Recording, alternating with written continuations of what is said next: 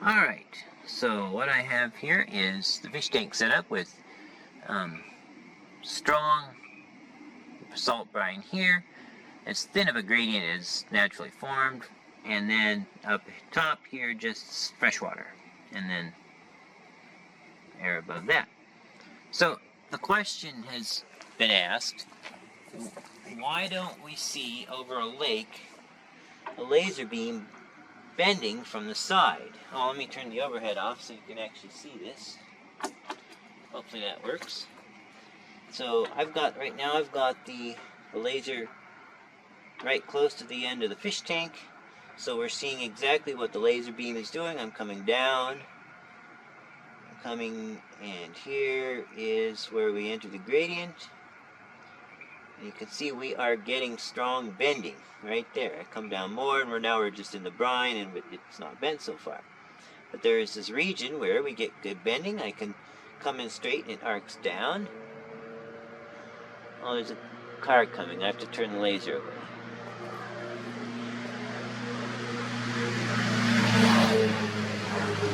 Alright, so I can also kind of arc the laser up and just get more of a symmetrical curve. But anyway, the point is there's a strong gradient there, and right in this area, and it causes strong bending. But now I'm going to move the laser about 12 inches in, because that's about how wide from left to right on the tank is, about 12 inches or so. So I'm going to move it in that far. So I'm simulating, like, say you've got a 12-mile laser shot on a lake, but the observer at the side is looking at it from also 12 miles away. Intuitively you would think that if it's curving, that it would be seen as curving from the side view. But, oh, another car coming. But in reality, if there is a gradient over that lake that is curving the laser downward, which is a naturally occurring condition where the air is more dense down lower, then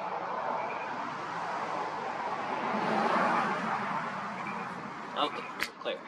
Then the observer will also be 12 miles from the side of that laser beam. He will be looking through the same amount of gradient over the same distance, and in fact he'll be 12 miles from the center of the laser beam and further to the ends of the another car, to the ends of the laser beam.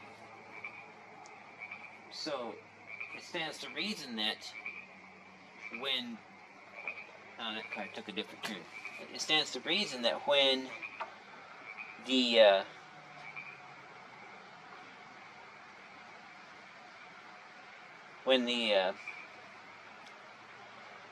laser beam is farther from the observer, it will appear lifted up more, because that's what lifting refraction does. So I'm about 12 inches in here, and I'm going to start down way below the refraction zone. Now you may see some mirroring and other interesting things. Oh, another car.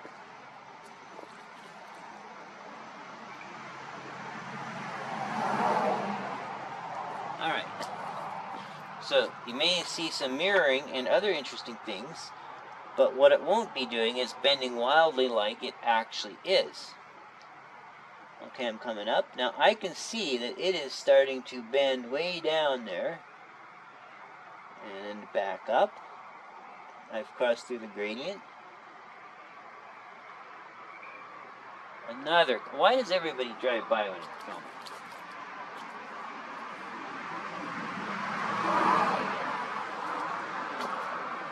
Okay, so I'm going to do that again. So because the observer is looking at the laser beam through the same gradient type that the laser beam itself is traveling, it actually uncurves the laser beam. It causes it to appear uncurved even when it's when it's actually curved. Now let me move it back to the end of the tank so we're actually seeing the actual curve. So you can see this is what the actual gradient is doing in there. So this explains why when the observer is way off to the side of a laser beam, looking at it like this, now I've moved back in about 12 inches from the end of the tank, when the observer is watching the laser beam from the side, from a similar distance to its length, the same refraction that's curving the laser beam is going to be uncurving the apparent path of it for the observer. And it does make sense because with lifting refraction, the farther something is, the more it appears lifted up. So if the observer is farther from the ends of the laser, so let me move back to the close end of the tank. So I'm gonna go right here. Okay, so you can see this is curving down here. This laser beam is physically lower.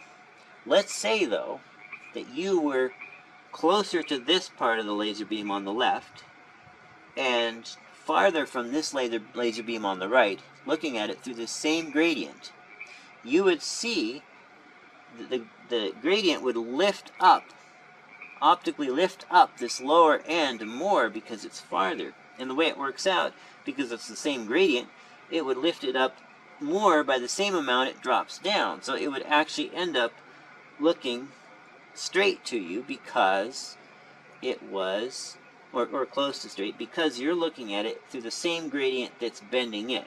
And every little particle in the air that is reflecting off that light back to you is that ray of light from each particle is also being bent the same way. So there you have it. So you can see we have a very strong gradient there, but I moved 12 inches away from the observer, so you're looking now through 12 inches of that same gradient, and I go up and down, and right there, I can see it bending wildly, but you can't because you're looking at it through the same gradient that's bending it. So it's a very interesting phenomenon. Well, let's see how that turned out.